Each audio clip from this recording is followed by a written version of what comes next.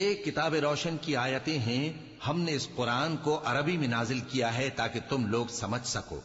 اے پیغمبر، ہم اس قرآن کے ذریعے سے جو ہم نے تمہاری طرف بھیجا ہے تمہیں ایک نہایت اچھا قصہ سناتے ہیں، اور تم اس سے پہلے بے خبر تھے۔